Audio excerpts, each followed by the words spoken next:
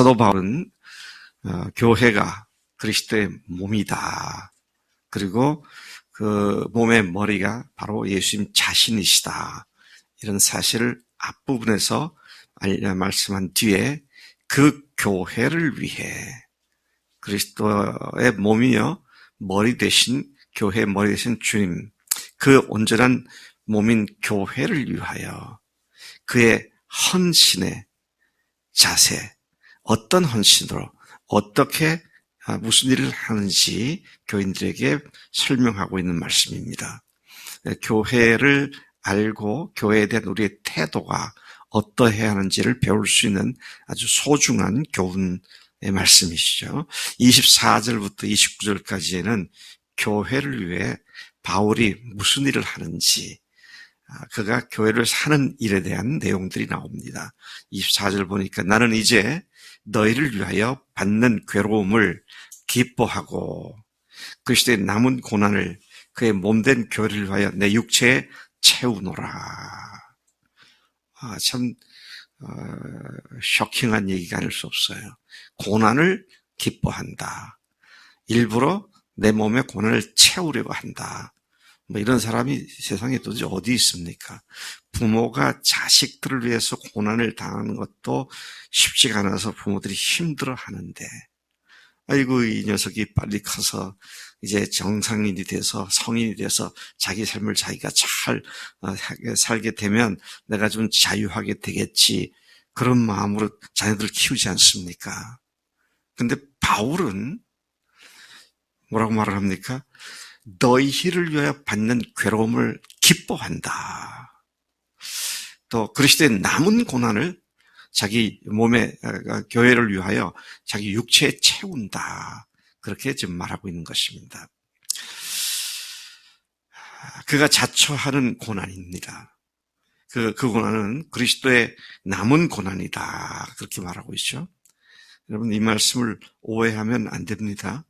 그리스도의 남은 고난은 십자가에 받으신 고난이 부족해서 아직도 좀 남아있어서 그걸 내가 완성시키려고 그런다. 그런 말이 전혀 아닙니다. 전혀 그런 말이 아니죠. 이 고난은 뭡니까? 그리스도를 위해 교회를 세우는 일에 받는 고난을 말하는 것이죠. 주님의 교회를 세우는 일에 받는 고난, 복음을 전파하고 건강한 교회를 세우기 위해 지불하는 고난. 자, 이런 고난은 영혼을 심고 영혼을 거두는 가장 복된 투자이며 헌신이라는 사실을 여기서 보게 됩니다. 바울은 교회 일원으로서 고난 당함을 기뻐한다고 말하고 있는 것이죠. 그 교회가 그리스도의 몸이기 때문에 그가 그렇게 말하고 있는 것이죠. 바울 자신이 어떤 존재였습니까? 교회를 핍박하던 자였습니다. 교회에게 고난을 주던 자였습니다. 그런데 이제는 완전히 반전이 되어서 고난을 위해, 교회를 위해 고난받는 걸 기뻐한다. 이렇게 바뀌어도 이렇게 바뀔 수가 없는 일이죠. 자, 그는 교회를 핍박하기 위해서 사람들은 다메섹으로 가고 있는 도중에 만나게 된 부활하신 예수님을 만났을 때에 예수님께서 그에게 이렇게 말씀하시죠. 어찌하여 네가 나를 핍박하느냐. 바울은 예수님이 육체 가운데 계실 때에 예수님을 만나본 적이 없습니다. 그분을 따랐던 내용이 전혀 기록에 나오지 않습니다. 근데 그가 핍박한 건 믿는 사람들로 구성된 교회를 핍박하는데 주님께서는 교회를 일컬어서 나라고 말씀하시면서 네가 어찌하여 나를 핍박하느냐. 이제 그렇게 물으신 것을 보게 되죠. 이와 같은 사실은 교회가 받는 고난이 곧 그리스도를 위해 받는 고난이다. 라는 사실을 의미하고 있음을 보게 됩니다. 그 교회를 위한 고난을 자기 자신에게 가득 채우려고 한다는 그런 말을 지금 하고 있는 것이죠. 우리도 이런 고난을 기쁨으로 감수할 줄 아는 믿음의 사람들이 된 줄로 믿습니다. 네.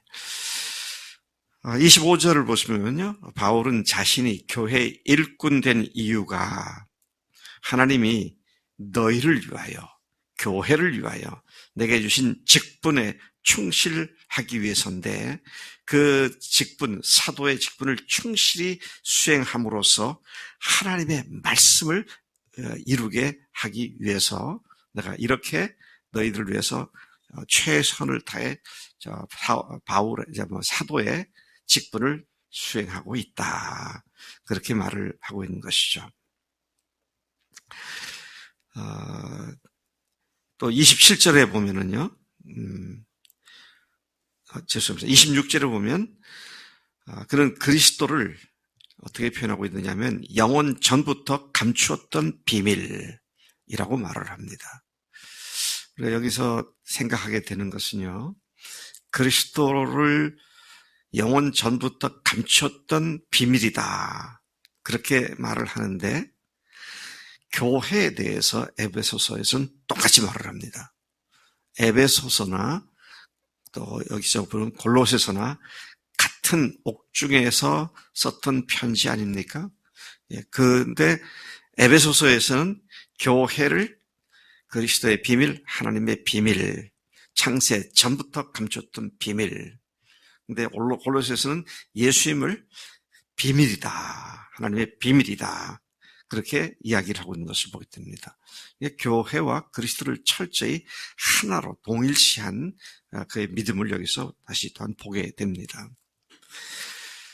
그래서 여러분, 교회 안에서 교회를 스스로 욕하고 비난하는 것은 주님을 욕하는 것입니다. 참 조심해야 돼요, 우리가.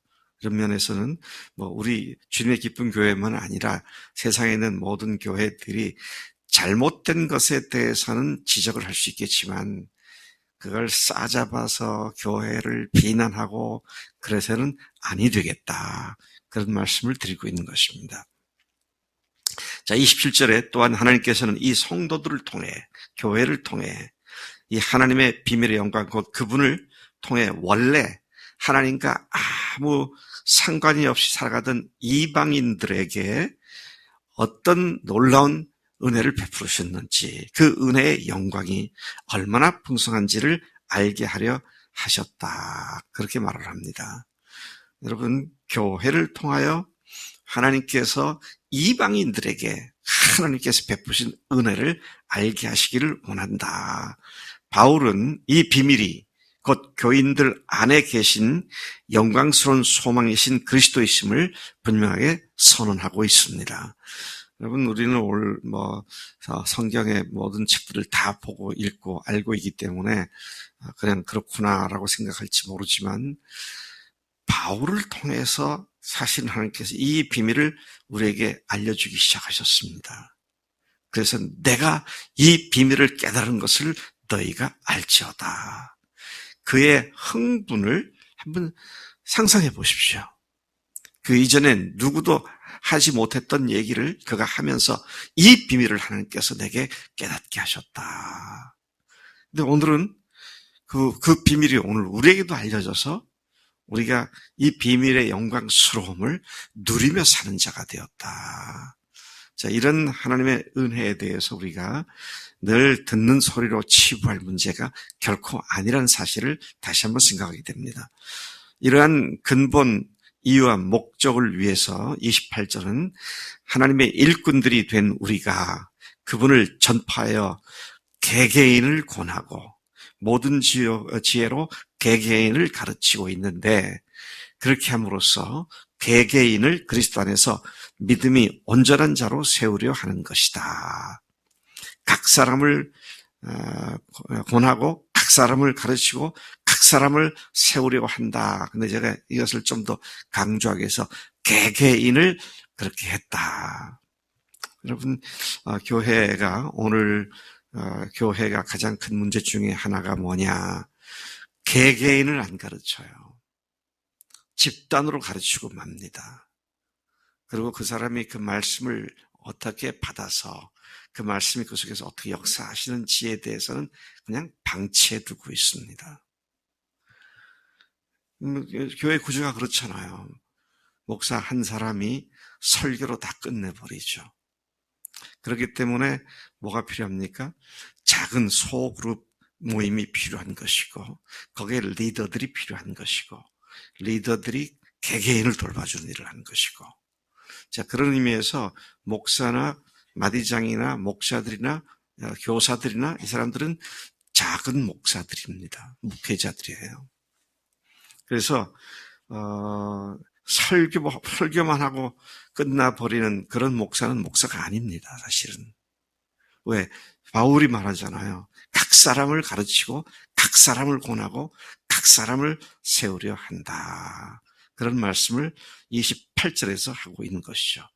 바울 자신도 이렇게 교인 각 사람을 온전한 믿음의 삶으로 세우기 위해 그 속에서 역사하시는 성령님의 능력을 힘입어 수고하는 것이라고 그렇게 말합니다. 주님께서 맡기신 영혼들로 구성되는 교회를 세우기 위해 그야말로 괴로움과 고난을 두려워하지 않고 혼신을 다하는 사도 바울의 사역에 대한 태도, 교회에 대한 태도를 우리가 마땅히 배우고 본받아야 할 일이라는 것입니다. 2장 1절부터 5절까지 보면 바울은 이어서 자신이 라오디게아 일대에 있는 교인들, 골로새를 포함한 이 교인들을, 곧 자신을 보았던 자들과 또 아직 보지 못했던 자들, 자신이 떠난 뒤에 예수 믿게 된 사람들, 이 모두를 위해 자신이 수고하고 힘쓰고 있음을 밝히고 있습니다. 그들을 위한 자신의 수고를 알게 함으로써 그들이 마음의 위안을 받고 그들 서로가 사랑 안에서 한 마음을 갖게 되는 확실한 이해를 갖게 하기 위해서입니다. 하나님의 모든 풍성함이며 하나님의 비밀인 그리스도를 깨닫게 하기 위해서라고 말을 합니다. 이러한 그리스도에 대한 깨달음을 필요로 하는 이유는 3절에 보니까 그리스도 안에 지혜와 지식의 모든 보화가 감춰져 있기 때문이라고 강조하고 있습니다.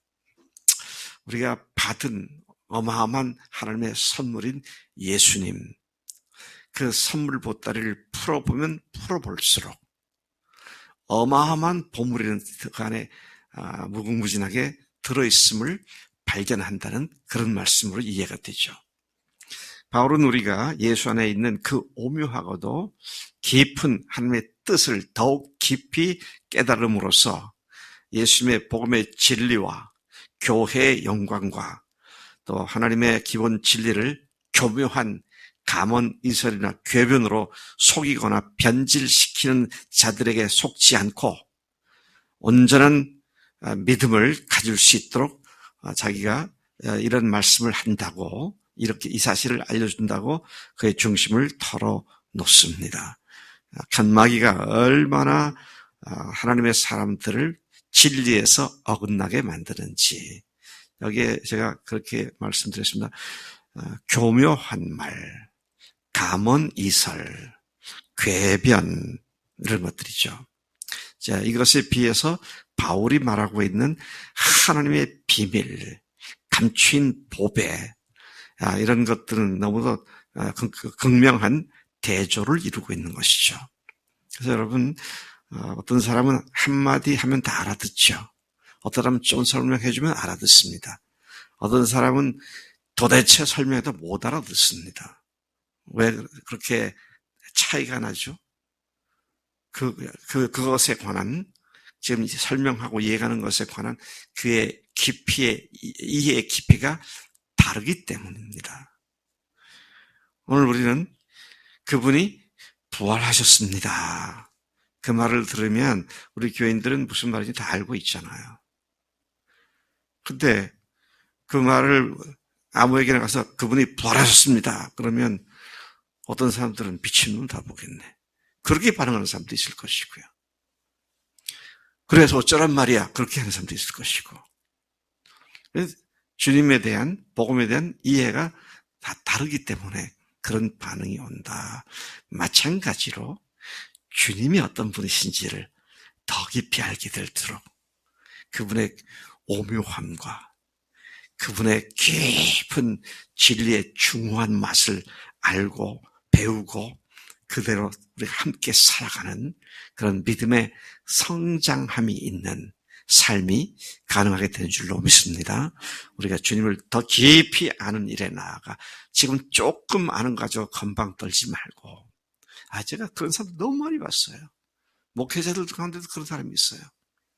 그 전에 예수님이 구세주만이 아니라 주님이십니다. 그리고 셀교회를 한참 할 때 저를 따라다니면서 배웠던 분들이, 목사들이 가서 교회 사니까 좀 되거든요. 교인들이 되거든요.